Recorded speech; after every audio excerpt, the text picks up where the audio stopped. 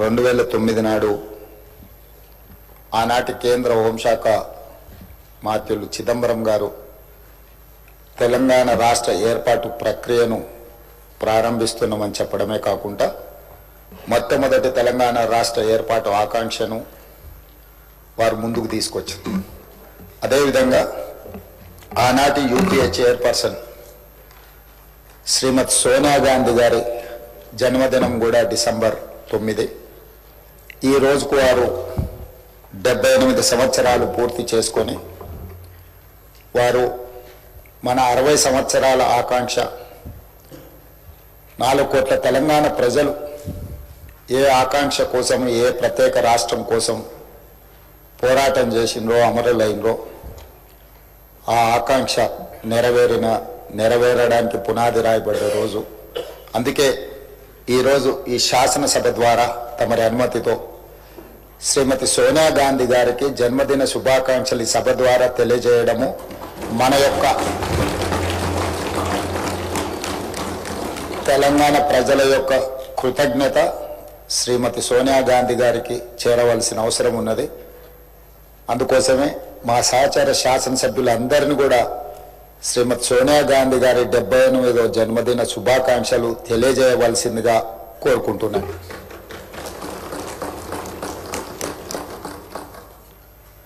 అదేవిధంగా అధ్యక్ష, ఈరోజు ప్రత్యేకమైన అంశం ప్రస్తావన మీకందరికీ మనకందరికీ తెలుసు.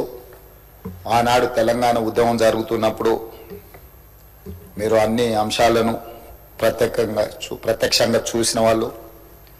ఆ రోజు ప్రజల యొక్క భావోద్వేగము, ప్రజలు తెలంగాణ ఉద్యమంలో ఏ విధంగా ముందుకు వచ్చి ఈ ఉద్యమాన్ని ఉవ్వెత్తున ముందుకు నడిపించిండ్రో ఆ ప్రత్యేకమైన సందర్భము, తెలంగాణ తల్లి గురించి ఆ రోజు జరిగిన చర్చలు మీరు మేము ఈ సభలో ఉన్న చాలామంది సభ్యులు ప్రత్యక్ష భాగస్వాములు.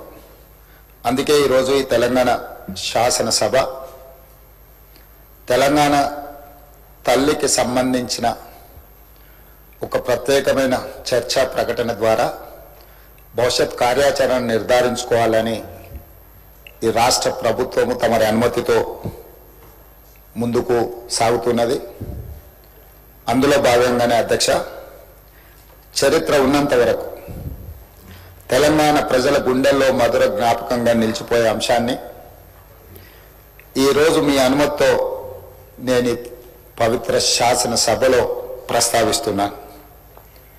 నా తెలంగాణ కోటి రతనాల వీణ, నా తెలంగాణ తల్లి కంజాత వల్లి అన్న మహాకవి దాశరథి మాటలు నిత్య సత్యాలు.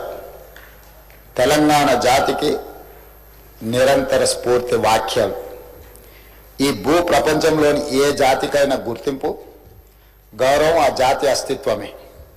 ఆ అస్తిత్వానికి మూలం సంస్కృతి. ఆ సంస్కృతికి ప్రతిరూపమే తల్లి.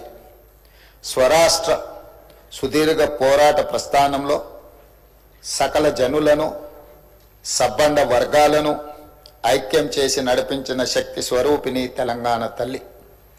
4 కోట్ల ప్రజల ఆలోచనను, ఆచరణను, కార్యాచరణలన్నింటినీ ఒక చోటకు చేర్చి తెలంగాణ జాతి భావనకు జీవం పోసిన మాతృమూర్తి తెలంగాణ తల్లి.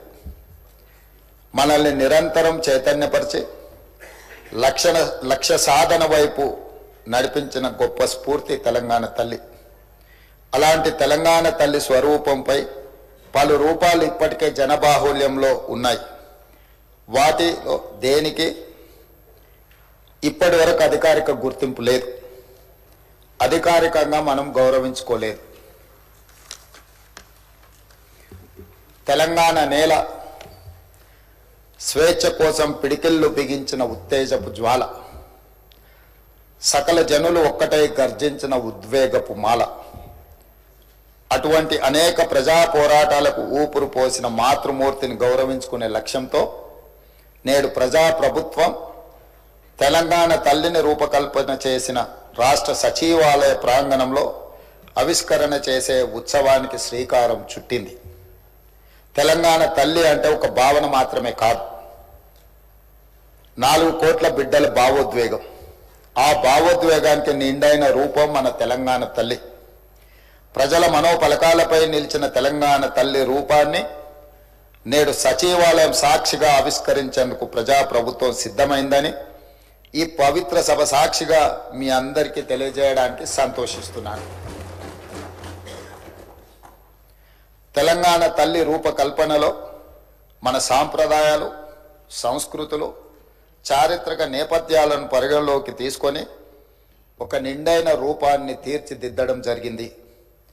మన సంస్కృతికి అద్దం పడుతూ ప్రశాంత వదనంతో, సాంప్రదాయ కట్టుబొట్టుతో, మెడకు కంటే గుండు పూసల హారంతో, చెవులకు బొట్ట కమ్మలతో, ముక్కు పుడకతో, బంగారు అంచు కలిగిన ఆకుపచ్చ చీరలో, చేతికి గాజులు, కాళ్లకు కడియాలు మెట్టలతో, చాకలి ఐలమ్మ, సమ్మక్క సారలమ్మ పోరాట స్ఫూర్తితో, ఎంతో హుందాతో కూడిన ఆహార్యంతో మన తెలంగాణ తల్లి రూపొందించబడినది.